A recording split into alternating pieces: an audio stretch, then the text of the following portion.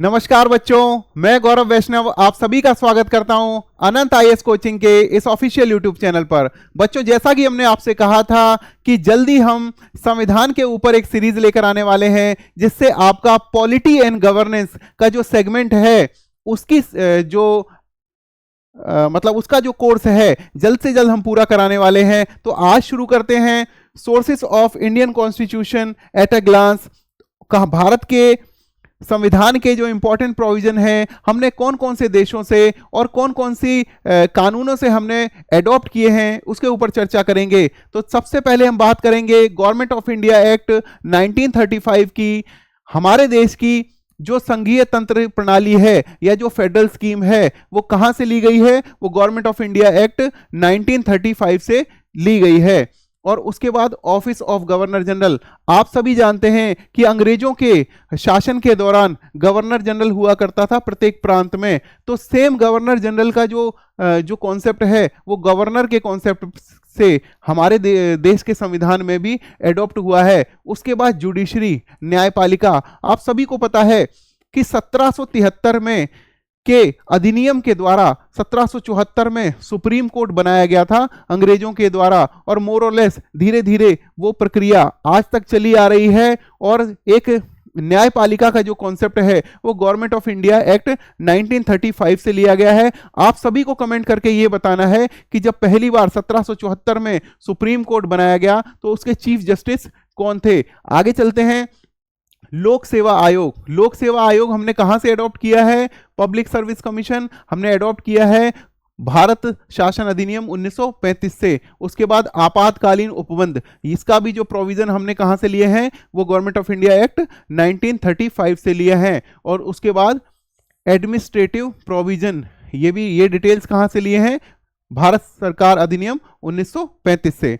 बात करते हैं ब्रिटिश कॉन्स्टिट्यूशन से। बच्चों, जब भी भारतीय संविधान की बात होती है और इसके इंपॉर्टेंट प्रोविजंस की बात होती है तो दो बड़े देश हमारे सामने जो प्रोविजन है उनके सामने आते हैं। एक तो ब्रिटिश कॉन्स्टिट्यूशन, जिससे हमारे देश की जो कैबिनेट प्रणाली है, जो संसदीय शासन प्रणाली है, वो पूरी तरह से ब्रिटिश संविधान से ली गई है। और हमारे देश में जो न्यायपालिका से संबंधित जो प्रावधान है वो अमेरिकन कॉन्स्टिट्यूशन से लिए गए हैं। साथ में फंडामेंटल राइट्स भी अमेरिकन कॉन्स्टिट्यूशन से लिए गए हैं। तो अब हम बात करेंगे ब्रिटिश कॉन्स्टिट्यूशन की। ब्रिटिश कॉन्स्टिट्यूशन से कौन कौन से प्रोविजन लिए गए हैं?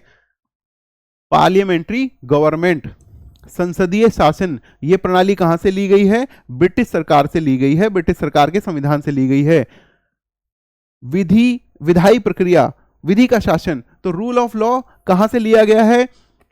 एवी डाइसी नाम के एक जो पॉलिटिकल पर्सन थे, उन्होंने द कॉन्स्टिट्यूशन इंग्लैंड नाम की किताब लिखी थी। और द कॉन्स्टिट्यूशन ऑफ इंग्लैंड नाम की किताब में ही सबसे पहले जो जिक्र आया है रूल ऑफ लॉ का आया है। तो ये पूरी तरह से इंग्लिश ओरिजिन का कॉन्सेप्ट है रूल ऑफ लॉ। तो कहां से आया होगा? ब्रिटिश कॉन्स्टिट्यूशन से। उसके बाद लेजिस्लेटिव प्रोसीजर, हमारे देश में विधायी प्रक्रिया है। जैसे कि लोकसभा एक कानून बनाता है, एक बिल पास करता है, उसके बाद वो राज्यसभा में जाता है और राज्यसभा के द्वारा पास होने के बाद, दोनों सदनों में पास होने के बाद राष्ट्रपति के अनुमोदन के लिए जाता है। और जैसे ही राष्ट्रपति की स्वीकृति मिलती है उसके बाद कोई भी विधेयक एक कानून बन जाता है। तो ये जो प्रक्रिया है वो कहां से हमने अडॉप्ट की है? ब्रिटिश कॉन्स्टिट्यूशन से अडॉप्ट की है। सिंगल सिटीजनशिप का कॉन्सेप्ट, सिंगल सिटीजनशिप का जो कॉन्सेप्ट है वो आया है ब्रिटिश कॉन्स्टिट्यूशन से। देखिए, हम जानते हैं कि ब्रिटेन है वहां पर सिंगल सिटीजनशिप होती है। दूसरी तरफ जो अमेरिकन जो कॉन्स्टिट्यूशन है, जो अमेरिका जो कंट्री है, वहां पर ड्यूअल सिटीजनशिप होती है। एक व्यक्ति जिस प्रांत में, जिस राज्य में, जिस स्टेट में रहता है उसकी भी उसके पास नागरिकता होती है और अमेरिका की भी नागरिकता होती है। इस प्रकार से दो उसके पास नागरिकताएं होती हैं, एक तो स्टेट की और दूसरा देश की। लेकिन हमारे देश में सिंगल सिटीजनशिप है जो कि एडॉप्ट की गई है ब्रिटिश कॉन्स्टिट्यूशन से। उसके बाद कैबिनेट सिस्टम, मंत्रिमंडलीय प्रणाली, जैसा कि आपको पता है हमारे देश के माननीय मंत्री, प्रधानमंत्री के साथ में मंत्रियों की एक कैबिनेट होती है और वो कैबिनेट का कॉन्सेप्ट जो है ब्रिटिश कॉन्स्टिट्यूशन से आया है। उसके बाद प्रेरोगेटिव रिट्स, अनुच्छेद 32 में ये प्रावधान किया है संविधान के तहत हमारे संविधान बनाने वाले मर्मज्ञों ने कि जब किसी व्यक्ति के मूल अधिकारों का हनन होगा तो वे अनुच्छेद 32 के तहत उसको उसके मूल अधिकारों को बचाने की जो प्रक्रिया है वो अनुच्छेद 32 में है। और ये कहाँ से अडॉप्ट की गई है? ब्रिटिश कॉन्स्टिट्यूशन से अडॉप्ट की गई है। उसके बाद पार्लियामेंट्री प्रिविलेजेस, जो हमारे सांसद हैं या जो संसद में जितने भी जो अधिकारी हैं उनको एक उन्मुक्ति मिली हुई है। वो कहाँ से है? संसदीय विशेषाधिकार, तो वो भी ब्रिटिश कॉन्स्टिट्यूशन से अडॉप्ट किए गए हैं। उसके बाद द्विसदनीयता, बाईकैमरलिज्म का मतलब होता है जब विधायिका के 2 सदन हों। हमारे देश में 6 राज्यों में भी द्विसदनीयता है, जो मैंने आपको बताया था टैबकुम करके, जिसकी मैंने आपको एक ट्रिक भी बताई थी।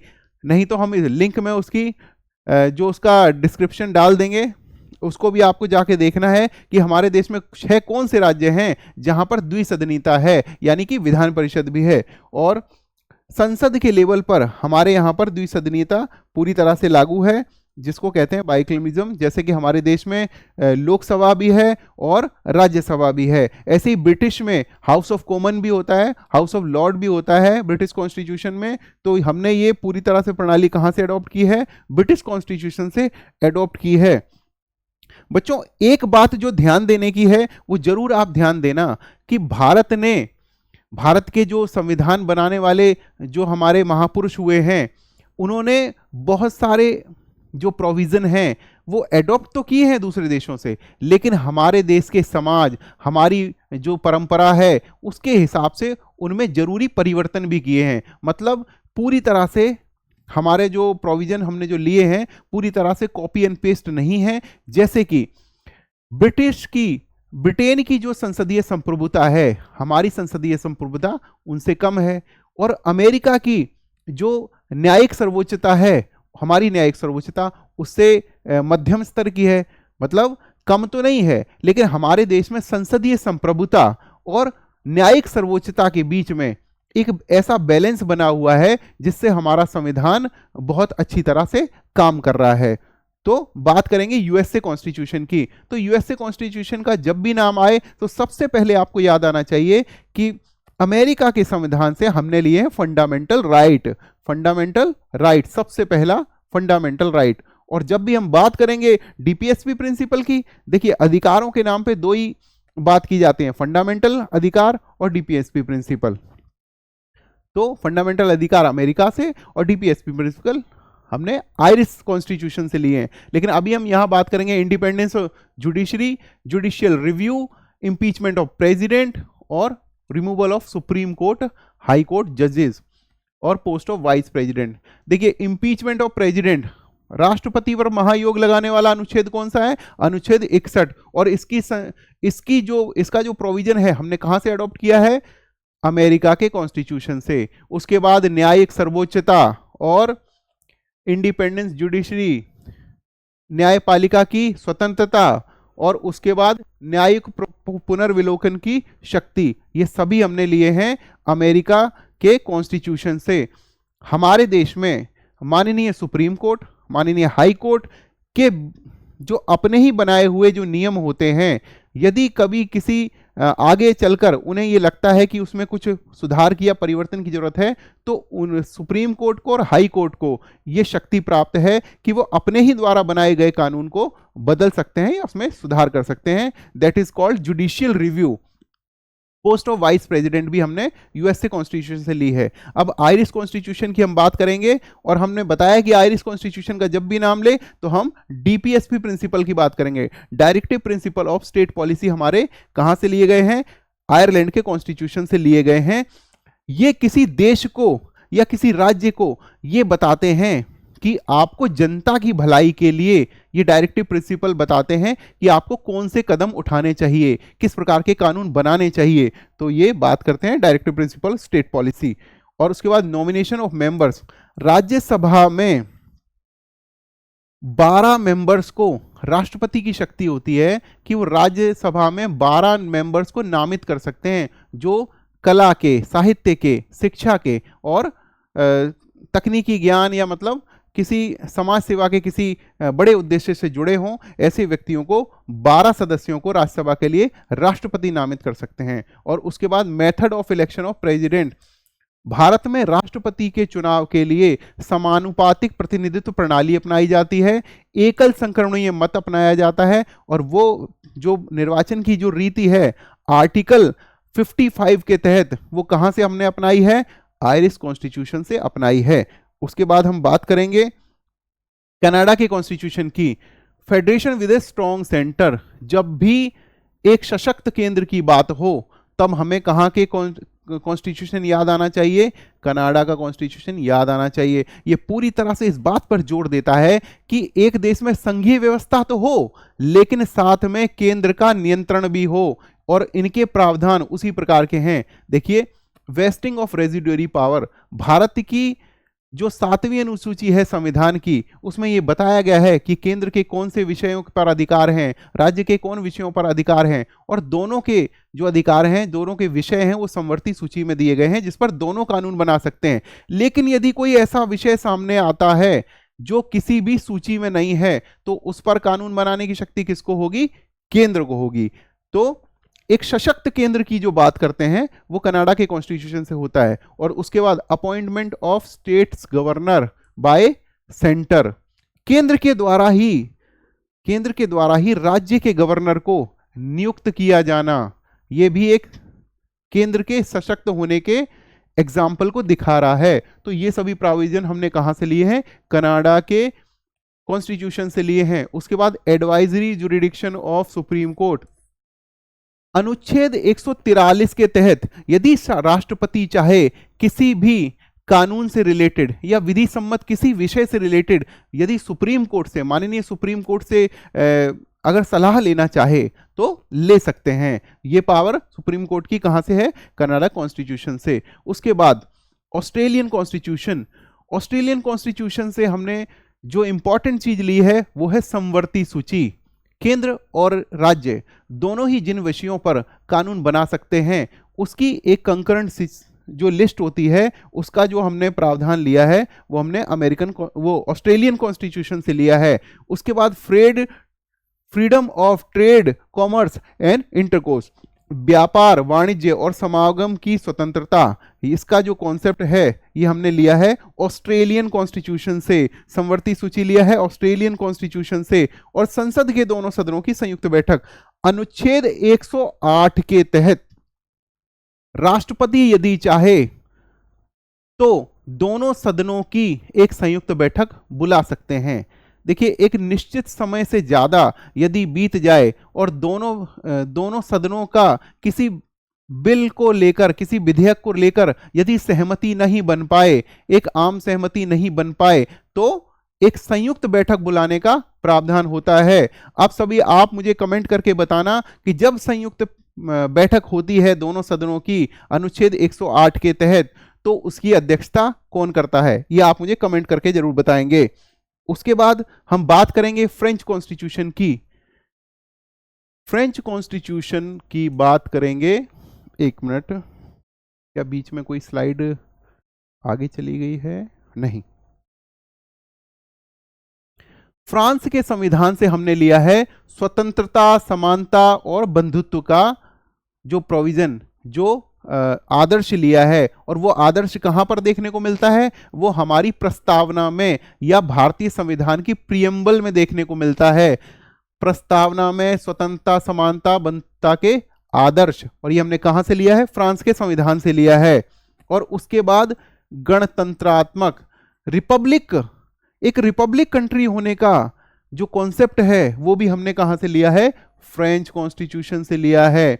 उसके बाद साउथ अफ्रीकन कॉन्स्टिट्यूशन, दक्षिण अफ्रीका के कॉन्स्टिट्यूशन से हमने क्या लिया है, संविधान में संशोधन की प्रक्रिया और राज्यसभा के सदस्यों का निर्वाचन। देखिए, राज्यसभा के सदस्यों का निर्वाचन उसी प्रकार से होता है जैसे राष्ट्रपति का निर्वाचन होता है, समानुपातिक प्रतिनिधित्व प्रणाली और एकल संक्रमणीय मत के द्वारा। और संविधान में संशोधन की प्रक्रिया जो है वो भी कहां से ली है, साउथ अफ्रीकन से। देखिए, हमें इतने साल हो गए संविधान बने हुए, और धीरे धीरे समाज में भी परिवर्तन होता है और धीरे धीरे हमारी जो आवश्यकताएं होती हैं एक विकसित राष्ट्र के तौर पर, तो भारत आपको पता है क्योंकि विकास के पथ पर है और हम विकासशील देश से विकसित राष्ट्र बनने की ओर ही हैं। तो ऐसे में हमें नियमित रूप से हमारे कुछ जो प्रावधान हैं वो धीरे धीरे उनमें परिवर्तन की आवश्यकता महसूस होती है। तो ऐसे में संविधान की संशोधन की प्रक्रिया का प्रावधान है। संविधान में अभी तक 105 से ज़्यादा भारत के संविधान में संशोधन हो चुके हैं, क्योंकि जैसे जैसे आवश्यकता पड़ती है, जिस प्रकार से देश में जनता की मांग होती है, जिस तरह से देश की सामाजिक स्थिति बनती है, उसी प्रकार से संशोधन होने लाजमी है और संशोधन हुए भी हैं। उसके बाद वीमर कॉन्स्टिट्यूशन ऑफ जर्मनी। देखिए, जर्मनी के कॉन्स्टिट्यूशन से हमने लिया है इमरजेंसी के समय में फंडामेंटल राइट्स को सस्पेंड करने का जो प्रोविजन है राष्ट्र 358 और 359 के तहत कुछ जो फंडामेंटल राइट हैं वो आपातकालीन जो समय होता है आपातकाल का, उस समय अपने आप और कुछ राष्ट्रपति की अधिसूचना के द्वारा क्या हो सकते हैं, उस पर रोक लगाई जा सकती है इमरजेंसी के समय में। उसके बाद यूएसएसआर का कॉन्स्टिट्यूशन, आपको पता है 1991 से पहले रूस जो था वो सोवियत संघ के रूप में था और बहुत सारे जो राष्ट्र हैं उनका एक समूह हुआ करता था। 1991 के बाद ये यूएसएसआर में विघटन हो गया यूएसएसआर का, और अब ये रूस के रूप में एक विख्यात देश है। फंडामेंटल ड्यूटीज कहाँ से लिए गए हैं, मूल कर्तव्य का जो कॉन्सेप्ट लिया गया है वो सोवियत संघ से लिया गया है। आइडिया ऑफ जस्टिस, 3 प्रकार के न्यायों की भारत के जो संविधान है उसकी प्रस्तावना में दिया गया है। कौन से 3 प्रकार के न्याय हैं? सामाजिक, आर्थिक और राजनीतिक, सोशल, इकोनॉमिक और पॉलिटिकल। आप इसको ऐसे याद कर सकते हैं, SEP, सोशल, इकोनॉमिकल और पॉलिटिकल। और ये क्वेश्चन भी कई बार आया है कि भारत के संविधान में की प्रस्तावना में कितने प्रकार के न्याय वर्णित हैं। तो 3 प्रकार के न्याय वर्णित हैं। कौन कौन से? सोशल, इकोनॉमिकल और पॉलिटिकल। उसके बाद हम पहले कर चुके हैं ना, ये यहाँ पे गलत लिख गया है, साउथ अफ्रीकन हम पहले ही कर चुके हैं।